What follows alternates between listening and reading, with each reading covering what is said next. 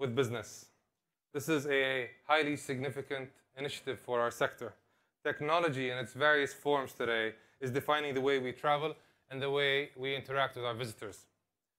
Technology allows us to connect seamlessly and authentically with our visitors. It shapes the experience, and this timing of this event could have been more appropriate. Fikra Lab is launched during Abu Dhabi's contribution to the UAE's Innovation Week. It is a celebration of how the UAE celebrates it being a global innovation hub. Fikra Labs is launched as well in 2018, the year of Zayed, a year in which we preserve our founders' legacy by empowerment and by celebrating investment in the men and women who build this nation's future. Fikra Labs is launched to do just that, to nurture talent that will help, that will innovate and help our sector grow. We're very excited to be sharing this program with you. We have a very distinguished panel that we're going to have here very soon. But for now, it is my great pleasure to introduce Magnus Olsson, co-founder and chief navigator at Careem.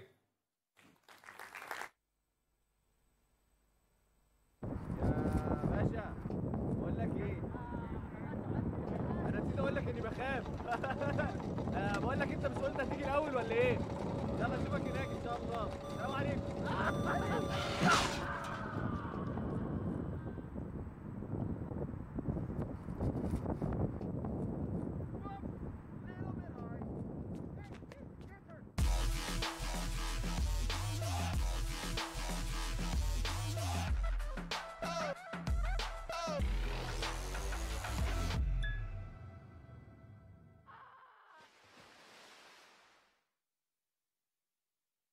Your Excellencies, distinguished guests, friends of the startup ecosystem. It is my great honor to be here today and give this opening address at the launch of Fikra Labs. And it's amazing that it's happening in Abu Dhabi. Abu Dhabi is my home. Abu Dhabi is where my family lives. And Abu Dhabi is the birthplace of Careem. 6 years ago, I suffered a pretty scary brain bleeding and almost lost my life. And I was blessed to get the best medical care I could get, and I survived, and I got a second chance in life.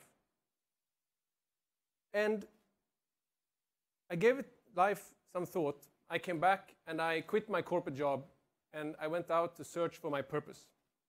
I wanted to do something meaningful with my life, something big. I wanted to contribute something to the region. So together with my co-founder, Mudassir, I looked at many different opportunities. And then one day, we had a Fikra Jamila. Why don't we do something in the transportation sector? And why don't we try to do it in a generous way? So on the first day of Ramadan in 2012, in my small study in our house on Al-Karama Street, Careem was born. Today, 5.5 years later, we have been blessed with an enormous growth. We have expanded from Abu Dhabi and the UAE to more than 100 cities across 15 countries, from Morocco in the west to Pakistan in the east. We have gone from 2 guys in a small room to 2,500 colleagues in from more than 50 different nationalities. And I'm proud to say we are one of the world's first unicamels. A unicamel is essentially a Middle Eastern version of a unicorn, which is a tech startup privately held that is valued at more than $1 billion. Now, all of this would not have been possible without the amazing support from the startup ecosystem. And that includes government entities, it includes corporate institutions, and it includes investors. And one of the early ones that believed in us was Wanda. So thank you, Fadi and team. And so on behalf of the entire team at Careem, I want to start by saying thank you guys so much. We're so grateful. We would not have been here without the help of the ecosystem. Now, today, at the launch of Fikra Labs, I am super excited. I'm excited for the founding partners, for everything that you will experience and learn through this process. And I'm super excited for all the startups that will go through this journey. Those that will win, I am very excited for, but those that will come just part of the way, I'm also excited for, because they will have tremendous learning from this effort. And today, I want to talk about 3 possibilities. I want to open your minds to 3 possibilities. The first one is small, scrappy startups can actually have big impact on our communities. Secondly, large organizations and government institutions can actually collaborate with startups quite successfully and see business impact. And thirdly, large organizations and government institutions can learn from startups, particularly when it comes to mindset and culture. So let's start with the first one. Small, scrappy startups can actually go out and make magic happen in a big way. When we started 5.5 years ago, we were serving corporate customers, and we were transporting them, business travelers, across the UAE. Little did we know that 5 years later, the majority of our customers would be women. Women to whom transportation is not about a luxury service, but it's really about empowerment, particularly in places such as Saudi Arabia, Egypt, and Pakistan. And similarly, on the captain side, our drivers, when we recruited the first couple of captains outside Abu Dhabi airport in the limousine line, little did we know that we would grow to become one of the largest job creators in the region.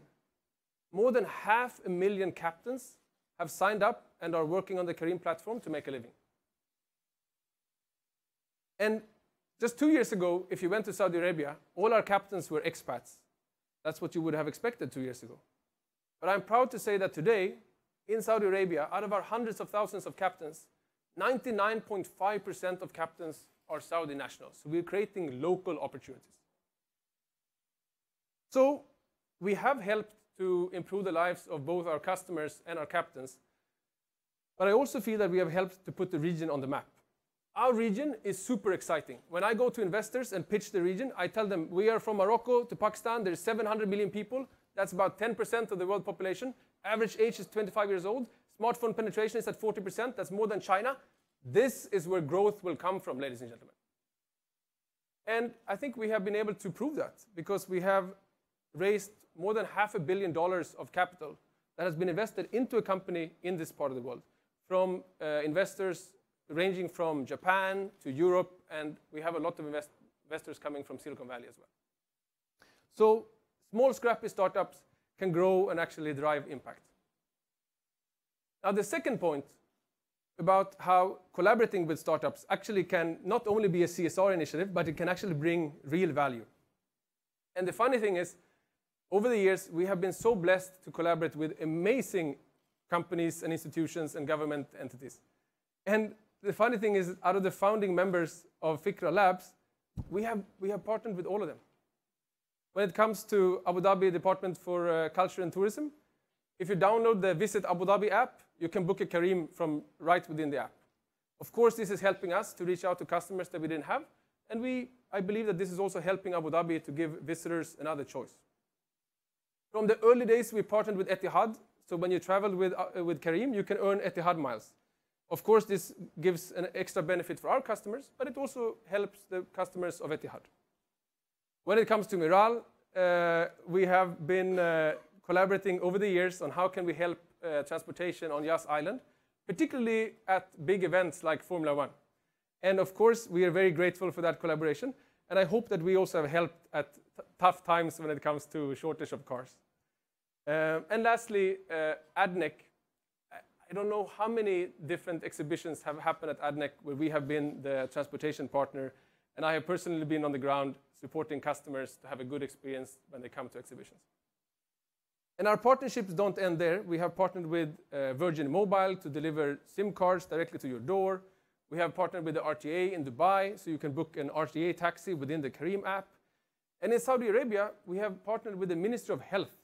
And together with them, we have delivered more than 50,000 vaccinations. So people can sit in the comfort of their home, click a button in the app, and receive vaccination to make sure that they stay healthy, particularly in flu seasons. So partnering with startups, it's not only doing good, it can actually bring real business impact to your organizations. And then lastly, and I think this is the most important, when you partner with startups, there's a big chance that you will get bit by the startup bug, and that the mindset and the culture of startups will start spreading inside your organization. And this is super exciting. Did you guys like this video you saw? It has had more than 100 million hits. And it was created by a super scrappy budget, by a super scrappy team within Kareem. Because that's what creative startup people do. And wouldn't you want to imagine an organization where you build an agile organization, where you talk about product development in terms of weekly sprints as opposed to quarterly roadmaps? Wouldn't it be exciting to have people inside your organization trying to disrupt your business models before some competitor comes and does it instead? And wouldn't it be great to build products and services that are catered to the digitally enabled millennial? Because after all, they are going to be the majority of your customers going forward. Now, does this sound hard? Actually, it's not. When you open up your doors and welcome startups, not just into your organization, but you embed them in the organization, this startup mindset will start spreading, and this will happen by itself. This is amazing. So, number one, small scrappy startups have the possibility to drive big impact. Number two, collaborating with startups can drive real business value, not just a CSR initiative. And number three, inviting startups into your organizations will start driving change to your culture and mindset that will help you. So, to conclude my speech, I want to say thank you. Thank you to the founding members and founding partners of Fikra Labs. Thank you for believing in startups. Thank you for investing in the ecosystem, investing in entrepreneurs. And thank you for doing so by partnering and founding Fikra Labs together with Wanda. And I also want to congratulate you, because by taking this step, my view is that your chances for continued success has gone up tremendously. And I look forward to the day we can celebrate the next Unicamel coming out of this batch of startups from Fikra Labs. Thank you so much, and yalla, let's go.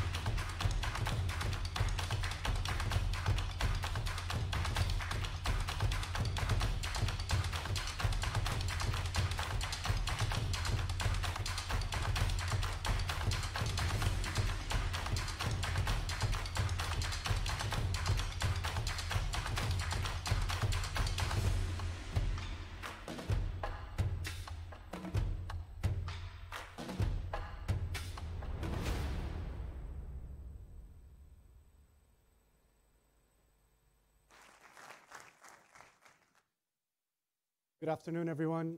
Your Excellencies, distinguished guests, ladies and gentlemen, welcome to the launch of Fikra Labs.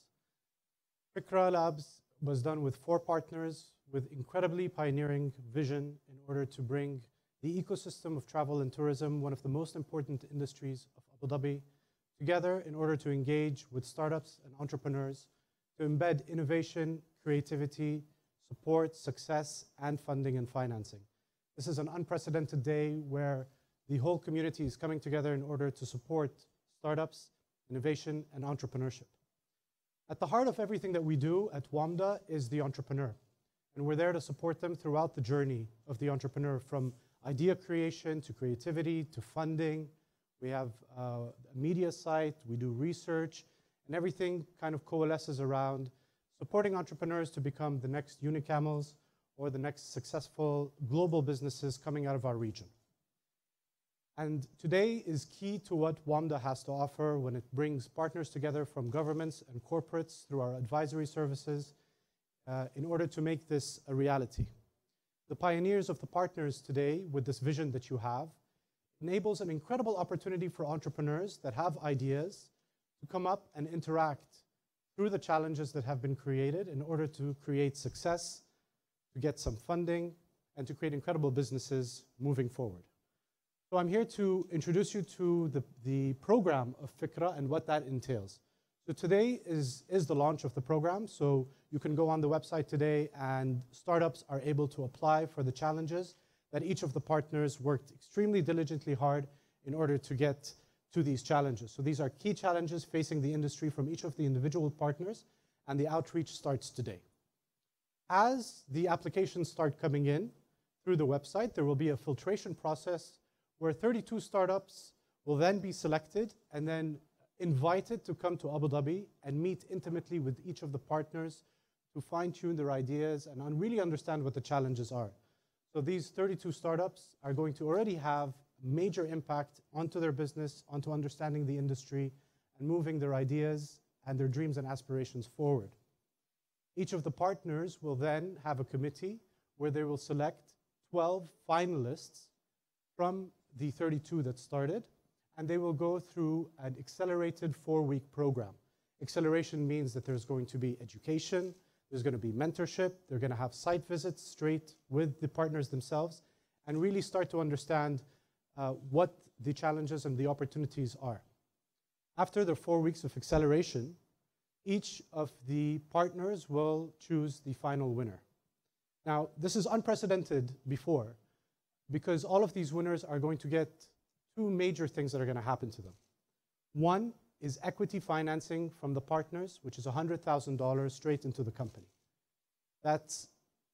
We talk about the importance of a strategic partner coming into startups, and we try to marry startups with corporates and governments as much as possible. But this is unprecedented before, where a challenge will allow a startup to get $100,000 from their most strategic partner. The second thing that it opens up is incalculable business opportunities that they have with these partners. So you can imagine what can happen with a startup who has big dreams, has an idea, is able to deal with one of the challenges or come up with the winning opportunity to solve this challenge, get the equity, and then open up the partnership with one of the partners in Fikra Labs. So taking it from an entrepreneur perspective, this is a dream come true. For them to be able to be in the industry that they want, interact with the mentors that they want, have industry experts with them, and then scale and skyrocket their opportunities for success. So thank you very much for being here with us today. This is a monumental day. I'd like to thank all of the partners for being here in collaboration with ADGM. I think the ecosystem, from what Wanda has seen as well over the past 8 years that we've been supporting entrepreneurs, is going through a paradigm shift.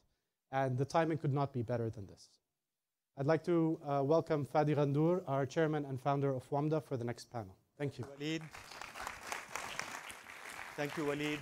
Thank you, Magnus. May I ask our distinguished, fantastic panelists to come and join me up here.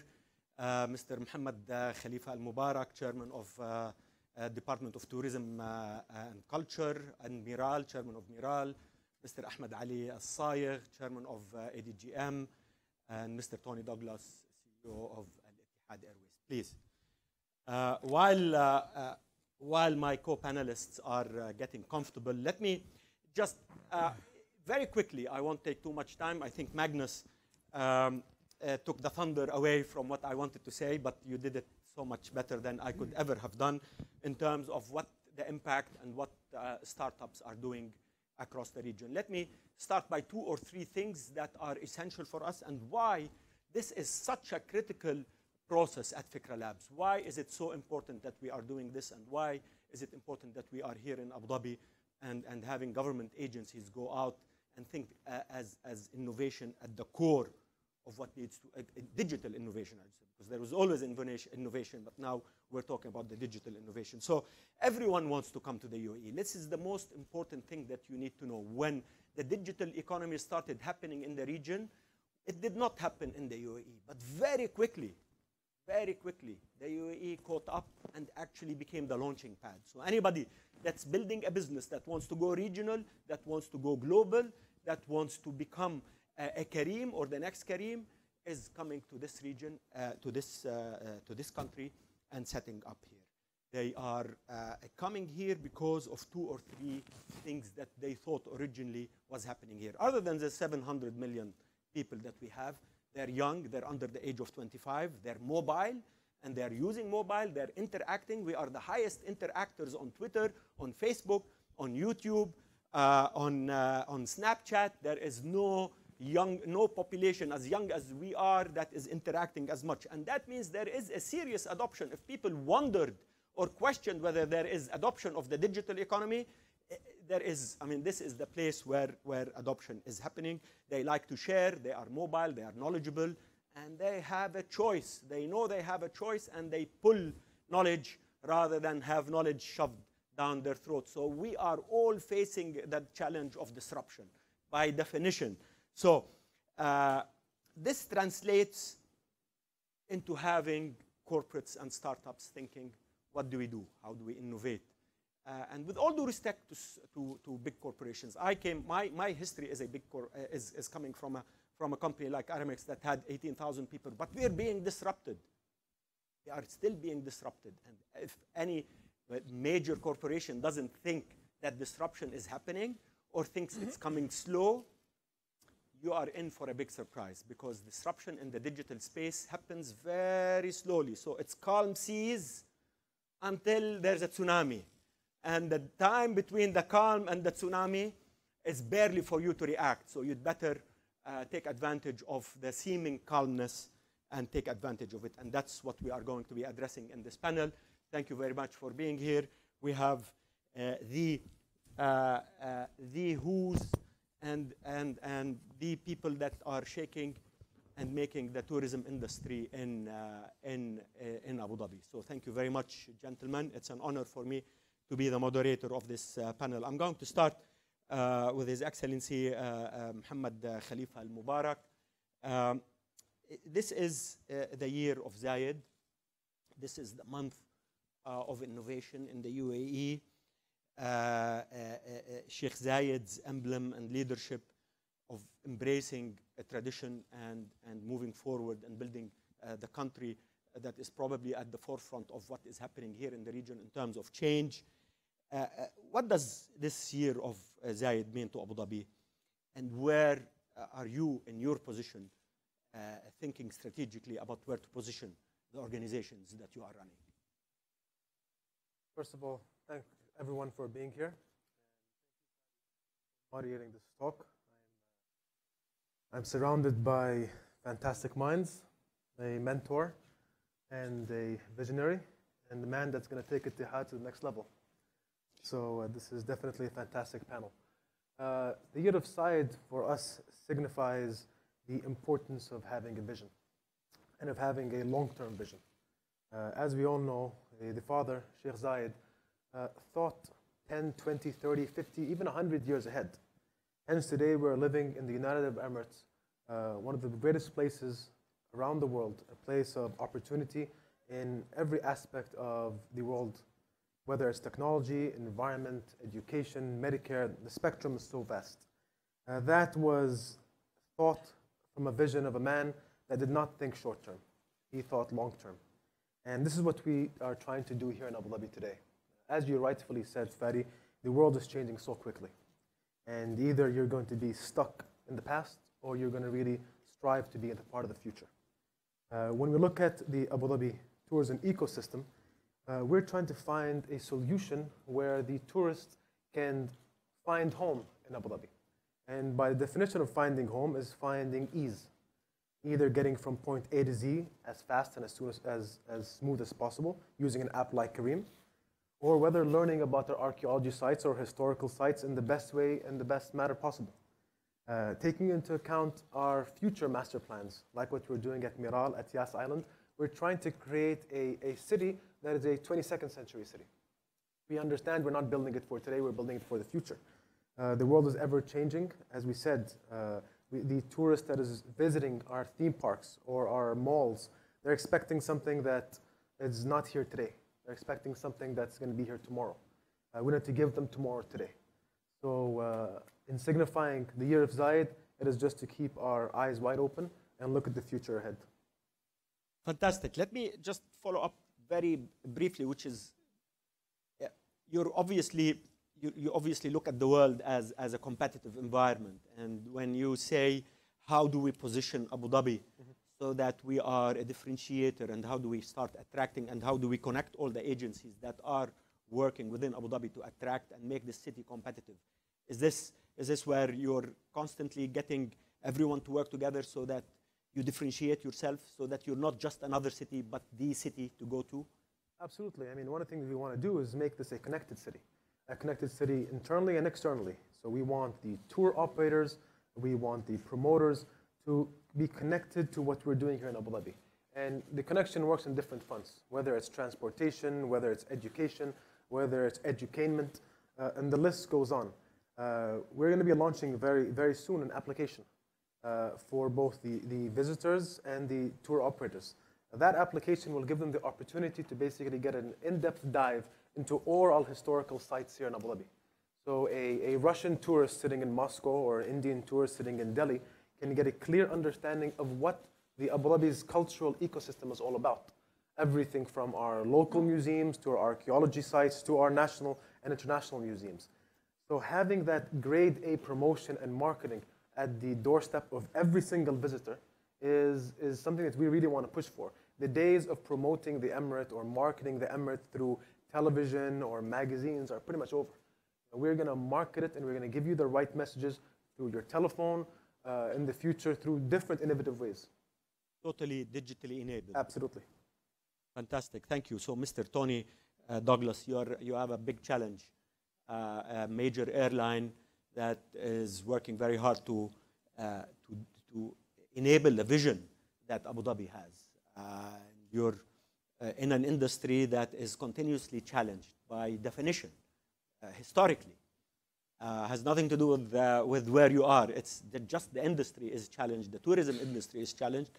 And the digital world is disrupting that industry and enables people to actually have a massive choice. Etihad Airlines are at the core of where innovation should be, I'm guessing.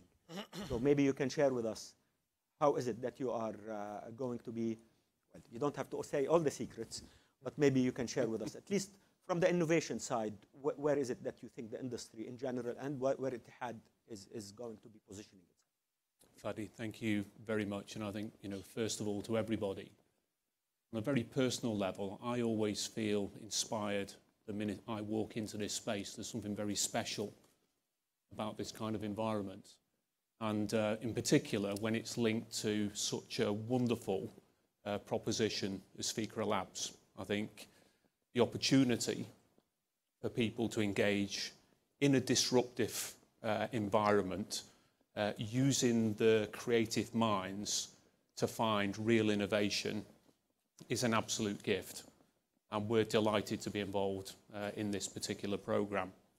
You talk about our line of business, and regrettably, I'm an old gentleman these days in a young country, which is why it's doubly exciting.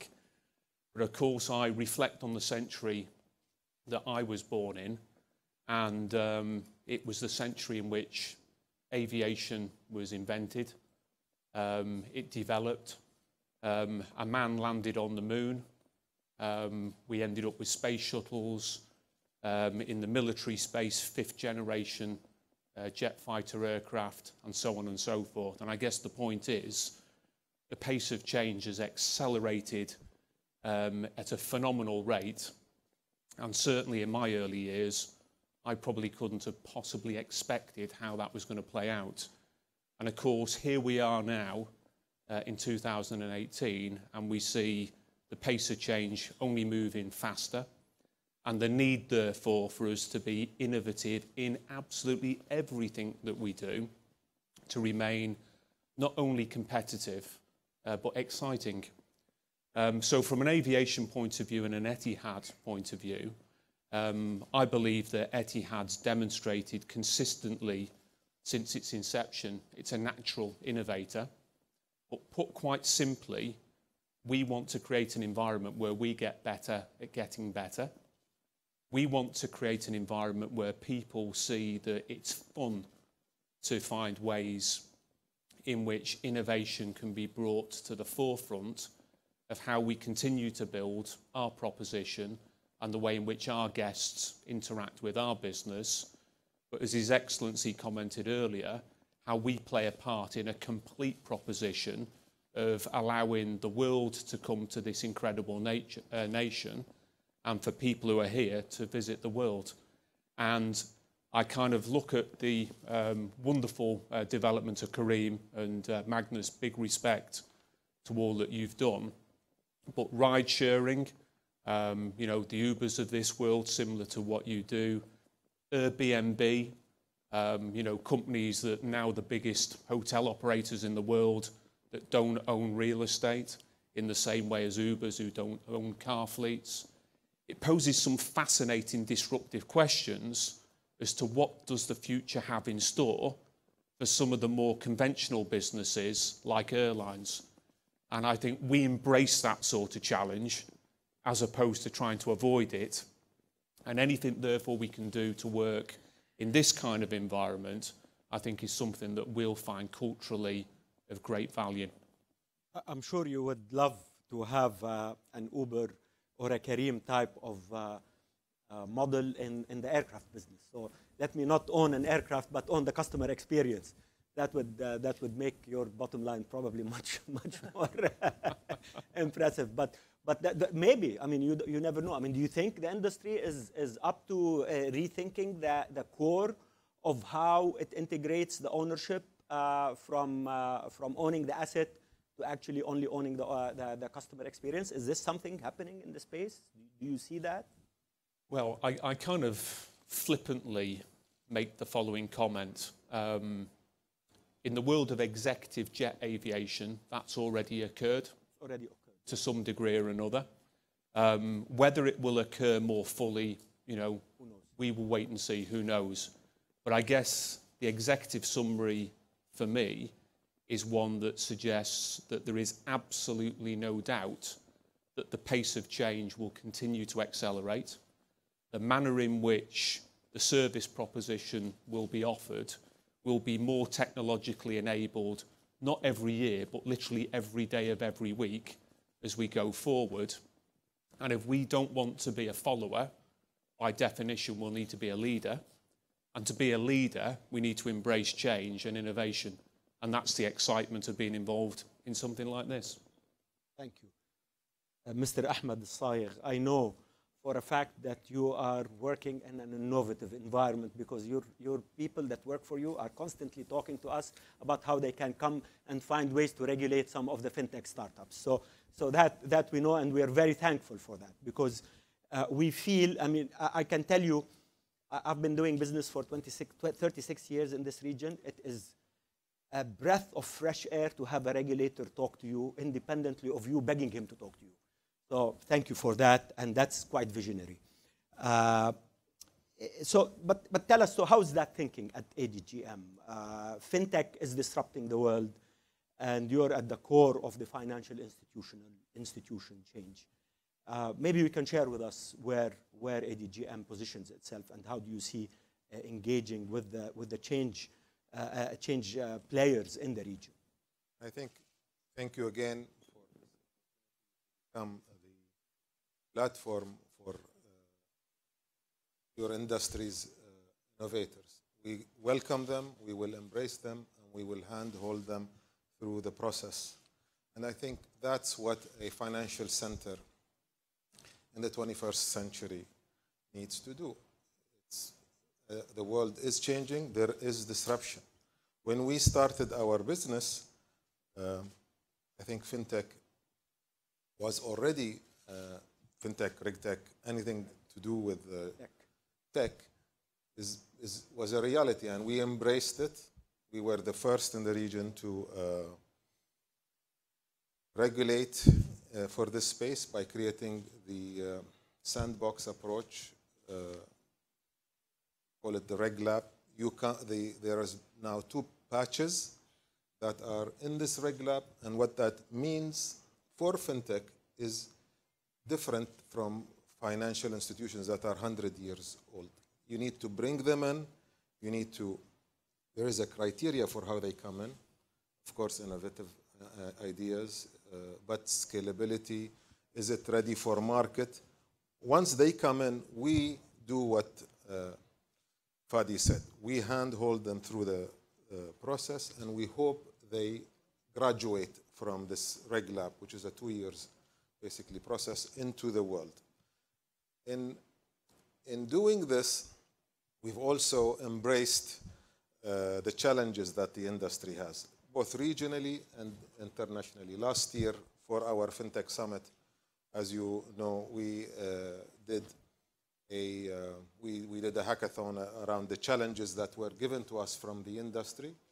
There were, I think, 11 challenges, and more than 100 participants responded. So this is similar to what Fikra will do, I think, for tourism. You will see, it's an amazing thing. For me, it was an amazing response. 37 countries, and we ended up selecting 11, which were then, they did a demo day, something I didn't know what it means actually a year ago.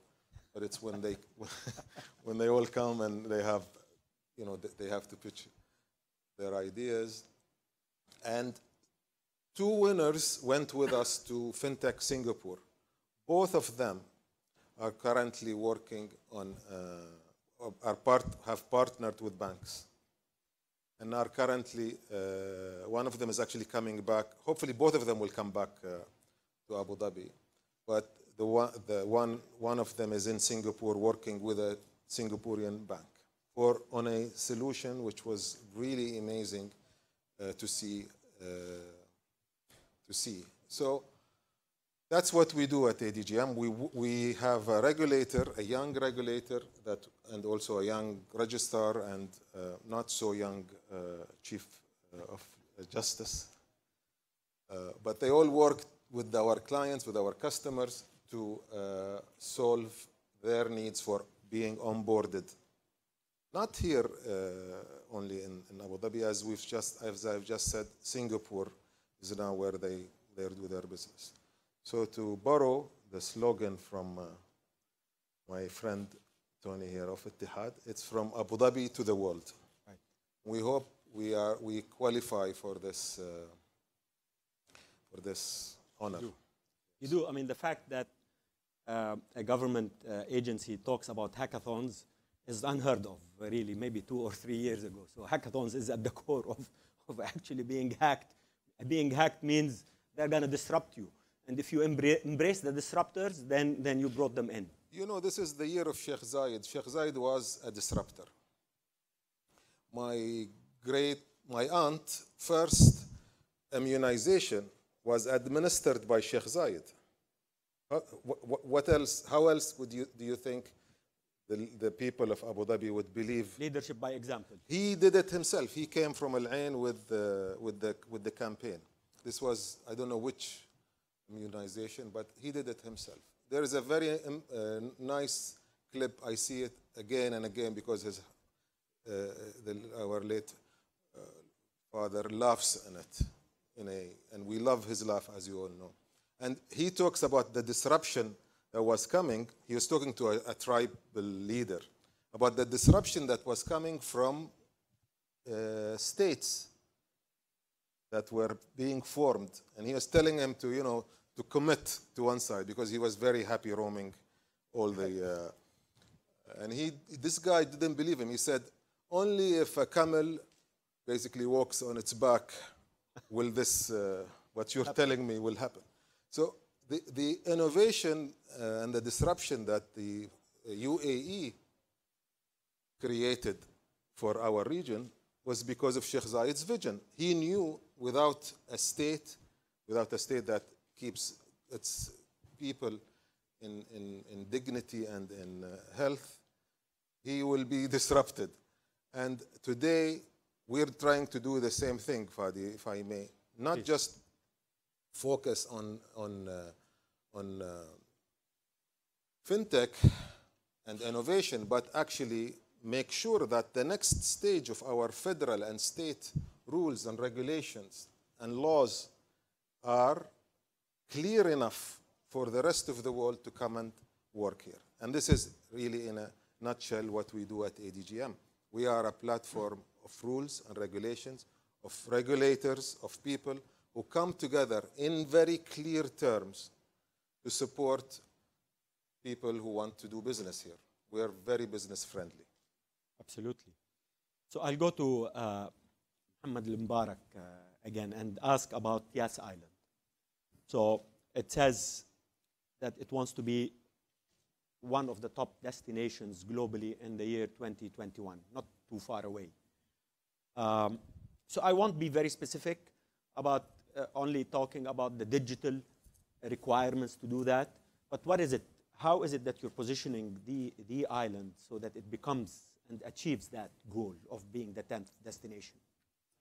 I think first and foremost, it is master planning, and master planning, and then future-proofing.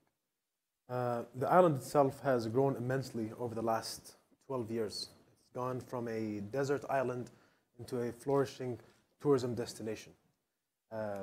We have planned in a way that almost every single year a major attraction hits that island. In 2018, we will have the world's largest indoor theme park with Warner Brothers Studios Abu Dhabi, where tourists and visitors can immerse themselves in the world of DC and Looney Tunes and Hanna-Barbera. But more importantly than even any of the theme parks is how we envision the entire visitor experience to be done on the island. And when I said future-proofing, we are thinking how we're going to make the visitor comfortable enough to call Yas Island a home for him and or for her families during every summer vacation or winter vacation. And how are we going to do that? And what are we doing to do so? So obviously, first and foremost, we want the entire island to be cashless. So when you enter that island, the island knows who you are. You've already pre-booked everything through your applications. Hopefully, you've flown to the Emirates using Etihad. So start working on that. And when you're on that island, whether it's a wristband or through your phone, you can get it. The island will know the second you enter that island that you've arrived. So your hotel room will get ready. Once you arrive in your hotel room, the concierge will know that you're there. Your entire schedule will be there. So the second you reach the island, your schedule will be put on your screen. It will be put on your navigation inside the car. Once you're there, all the theme parks will know you're there. It will know your background. It will know your information, how many kids you have, what age, what interests them. So if you have a 12-year-old boy, a message will pop up on his iPad and says you need to come visit Warner Brothers Studios. The Superman ride is going to be fantastic. So these are the things that we're thinking about. And the target I have for my team is not to have this done in 10 years' time. To have it done by the summer. This summer? Yeah. Now, whether they do it or not, it depends on their jobs. It better. Their jobs depend on it. Absolutely. But these are the innovative ways to think about it. When we think about mass transportation, we want to, I mean, this is maybe not so great for our friends at Kareem to hear this, but we want to have 0 automobiles on the island. Bicycles. Whether it's bicycles, whether it's innovative ways to move. Green. Absolutely. Whether it's innovative ways to move people from point A to B to Z. At the moment, we're piloting a brand new technology that hasn't been done anywhere else in the world. It's SkyTram. It's a type of transportation network that is swift, quick, from point to point. And if done correctly, it will lower a massive capital expenditure and eventually an operation expenditure. And that's being tested here in Abu Dhabi for the first time. As His Excellency Ahmed Saeed alluded to, the opportunity in Abu Dhabi is so amazing that it's a blueprint for all. So it is allowing entrepreneurs, it's tech investors, future thinkers to come here and invest in their R&D. And as you said, the government here is investing that R&D side by side with you. So it's opening opportunities for you. You know, it's a fantastic point that you make. As much as everyone looks at Silicon Valley and says, you know, all the innovation is happening, private money, private universities with innovators come together and create what they create. But at the core, and people don't know that, at the core of most of innovation is very patient capital that thinks beyond commercialization, and that is the government. DARPA, the Department of Defense, comes out and throws out challenges that eventually become commercializable. And that's why, you know, I never thought I'd say that, but now I'm convinced of it, is that institutions like yours, specifically what you've explained now, in what you're doing in Yas Island is at the core of how you create actually startups and give them the opportunities to scale. If government doesn't do that, then the private sector is much more conservative, even though we think differently, because you're much more patient and you have the funding to do that. We are also willing to swing. Right. So, and we want you to swing. So we're going to keep swinging. We're going to hit home runs and we're going to strike out. But I think we're not going to be afraid to swing. Right. So, so thank you. I have one more question, but we have 10 minutes. I am told, who's managing this? I'm told that we can give some questions to the audience here, and then I will close with the gentleman on the panel. Anyone has a question? You can ask anything you want. Pretty sure they think your questions are smarter. No, I mean, you can, yes, ma'am. Can we give? Thank you. Sarah Townsend from the National Newspaper. I just wondered if you could clarify the exact role of each of the partners. Right. Is it a funding role, or is all of the funding coming from Wanda? How exactly is it going to work? So Motion carried. and so I'll tell you. And if Mr. Ahmed Al-Sayegh wills it, it will happen. In return, we'll get all regulated, specifically the cryptocurrencies that we want to have in the region. I'll explain very quickly, as Walid had said earlier. This is a hackathon, if you want to think of it, to simplify it. It's a hackathon. All 4 institutions are connecting with about 40 startups that are coming from across the region, throwing specific challenges for each of the institutions. And these startups will filter down to, I think, 2 per institution after a little bit of interaction with them. And then they get incubated. And then they come into the organizations. They figure out that solution to the challenge together with the corporations, so that innovation is completely symbiotic, not only the startups, but the companies and their own people, so that innovation, and it can only happen that way. Innovation happens from both sides. There's learning on both sides, and then embracing that product and that solution, and the $100,000 from the organizations.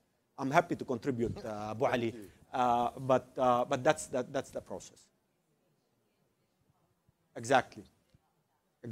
This is, and then hopefully, I cannot speak on their behalf. Hopefully, this is an institutionalized process on a yearly basis or on a continuous basis, where you have an accelerator inside every organization, and they embrace these startups so that there is continuous change rather than a one-time event. Okay, so And is there a what's total really exciting, initially? if I may, is Wanda, again, is a UAE, I call it think tank today because of the number of people involved. It knows us very well. It knows our challenges very well. And I'm very happy, we have Fadi and his team on this initiative, because, again, the network that they have established very, very quickly in 2-3 years is amazing, and it covers the whole region that we are interested in. And that's a critical question. The challenge is going out global, actually. So we would like to have our regional startups to come in, but the challenge is open, and anybody that's innovating in the space that the gentlemen here and their organizations have is open. Because innovation is borderless at the end of the day. And the challenge of competition is global. It's not only local. So any other questions?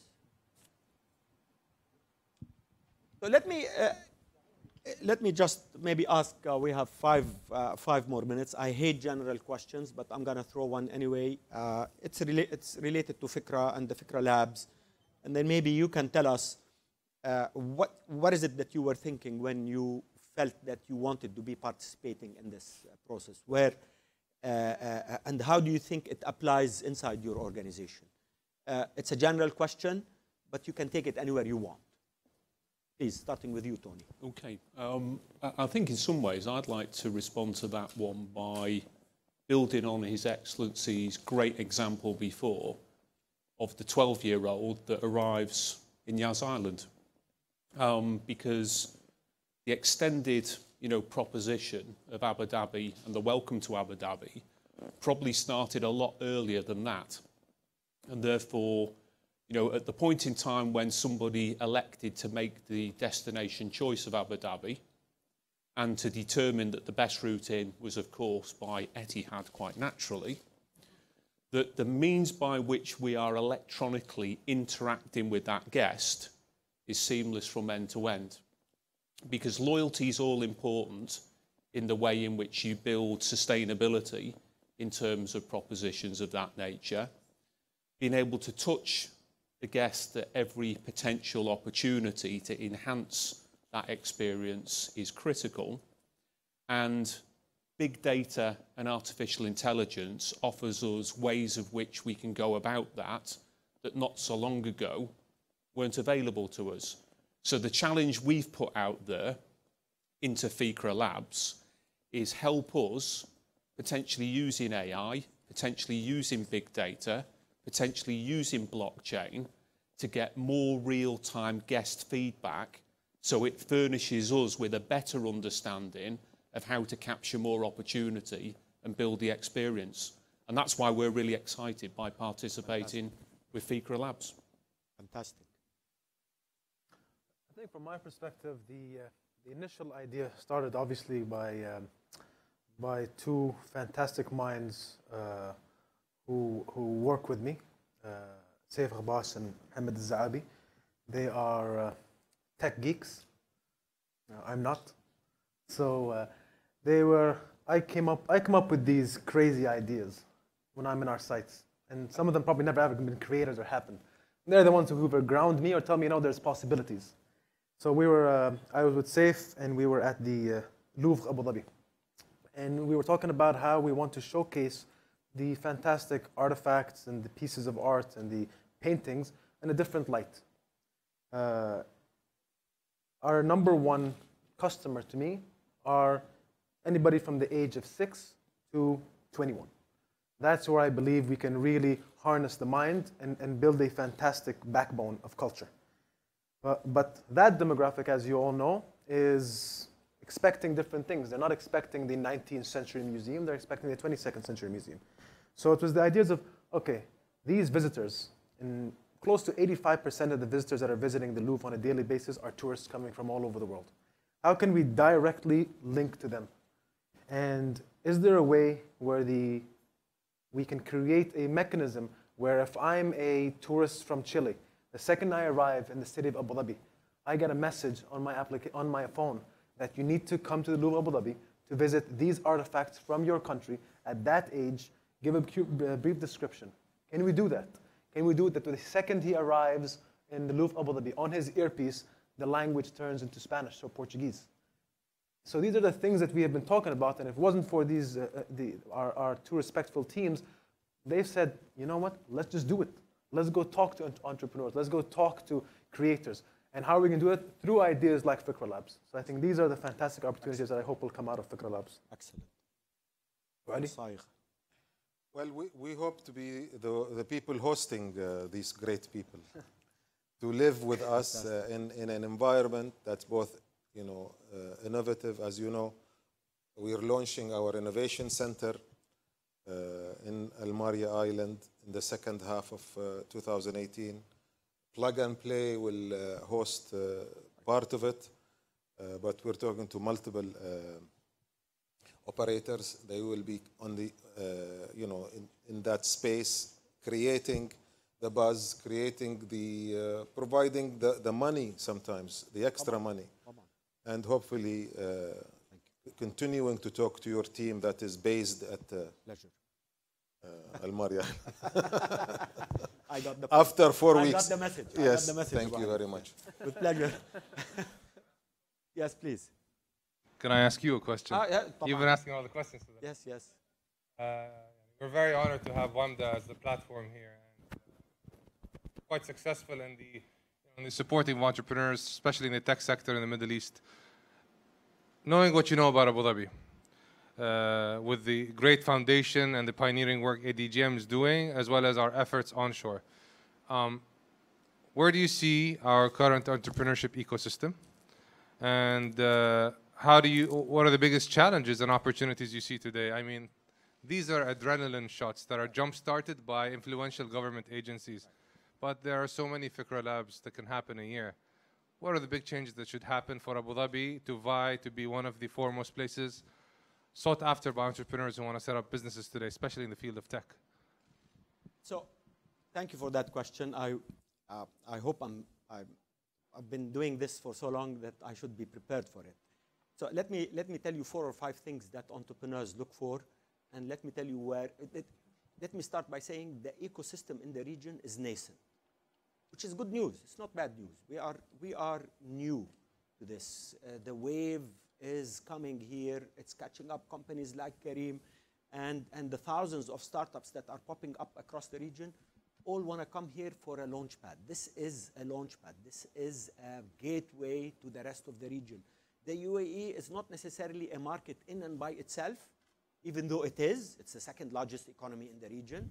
But it is also, the importance of it is that its geographic location is the proximity to billion people markets, India, Pakistan, Sub-Saharan Africa, is at the core of what startups think of.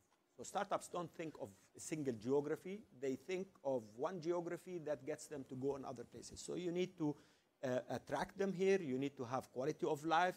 You need to ease of doing business, quick registration, a low-cost real estate on the individual when he is bringing his family here, and on the office space that he has here. These are critical elements. So, and in Abu Dhabi, real estate is not very conducive. I need to say that. So that is something that one needs to think about.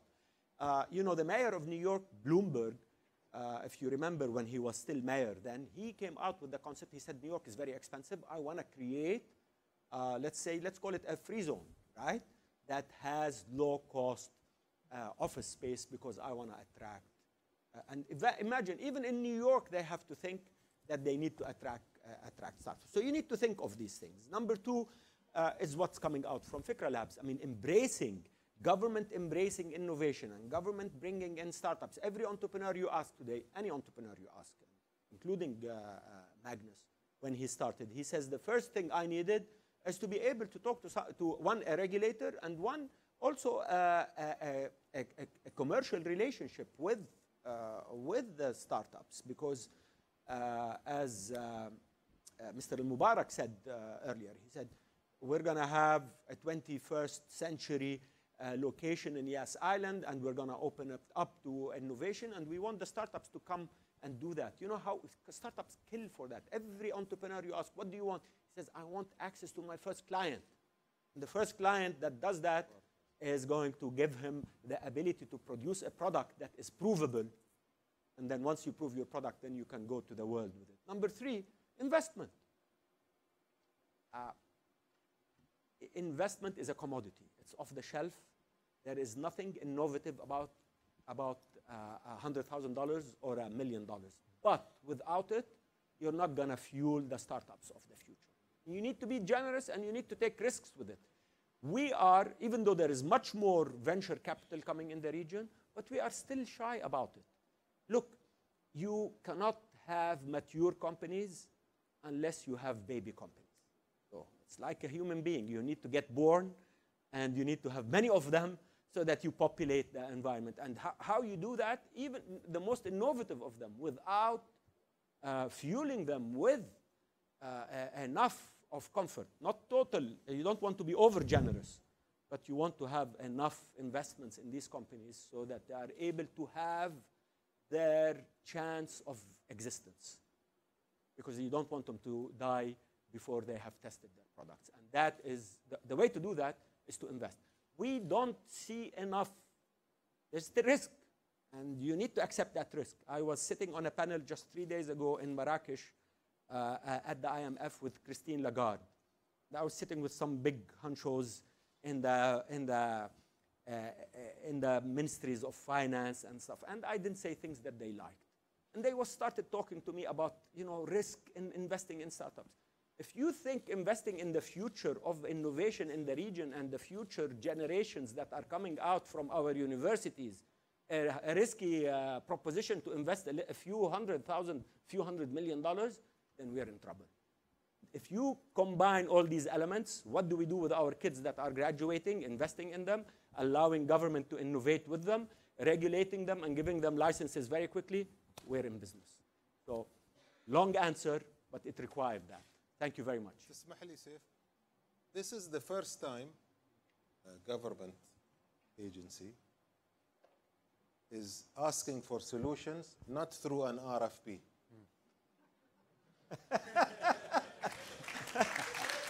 Great way of nailing it. Okay, so it's no one has done that before. Yeah, and just for your own information, you're saying there are lots of Fikra Labs. There is not that many. Yani this is the first time this happens. So let's embrace it. Let's really spend as much energy and money looking at the ideas. When these ideas start to come, I hope a lot of your people, I know I will be very excited to look at this and host as many of them in our space as possible. But really, again, I would like to end my own statement by saying thank you very much. You know, again, coming to us saying we need a platform like ADGM for these new entrepreneurs and creative ideas is actually a first, and we are very grateful for that. And I want to thank you for that. It's really very innovative. What's going to happen with what you're doing is, which is a good thing, you're going to have a lot of copycats, and we're praying that many people will say, oops, these guys are doing this stuff, then we want to do it. And that's how you help the ecosystem actually help materialize and become what you want it to become. So thank you, and thank you, gentlemen. This was very, very enlightening.